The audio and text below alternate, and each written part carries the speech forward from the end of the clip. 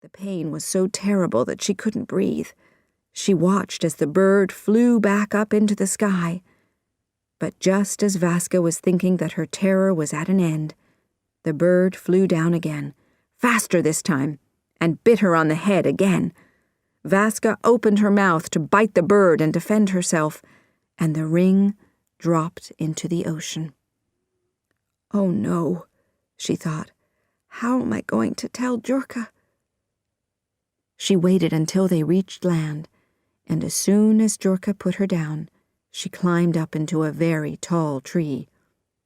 Jurka looked up, surprised, and asked, "What are you doing up there? Come down." "I can't," the cat shouted down to him. "Why not?" asked Jurka. "Because you'll kill me." "Why? What are you talking about? What do you mean?" Vaska knew she had to tell him. She also knew he couldn't climb trees, so she stayed up in the tree and explained what had happened to the ring. "Why didn't you tell me when we were back in the ocean?" Jurka cried. "Because I can't swim," cried the frightened cat. "I wanted to wait until I was on dry land to tell you. I knew you'd be angry at me." "Oh, what are we going to do now?" said Jurka as he sat on the sand, his sad eyes looking out to sea. Then Vaska had an idea. "What about the fish? They know the secrets of the sea. They can help us, can't they?" "You're right," replied Jurka.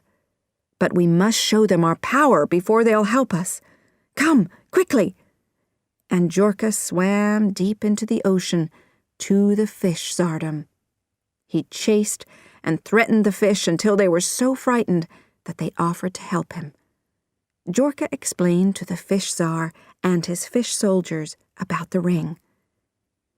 Then one shy fish came forward and told them, "Excuse me, I saw a large fish eat something gold earlier today.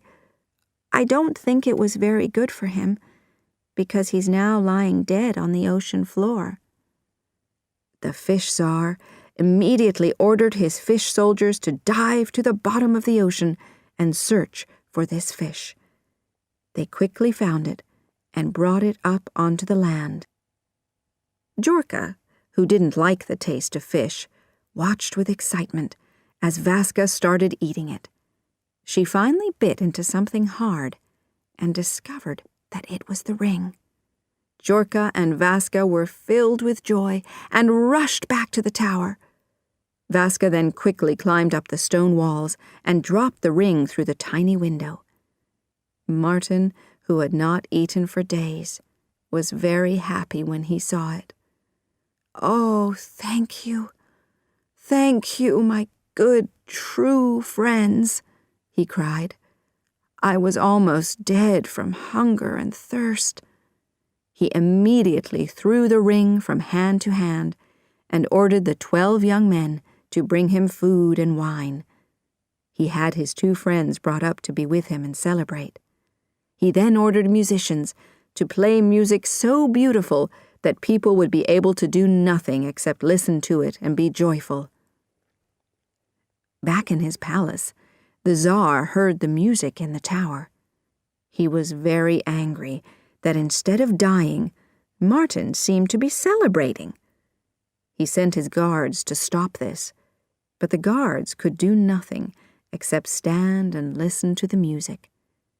The Tsar then sent his soldiers to stop this noise, but they could do nothing except stand and sing happily.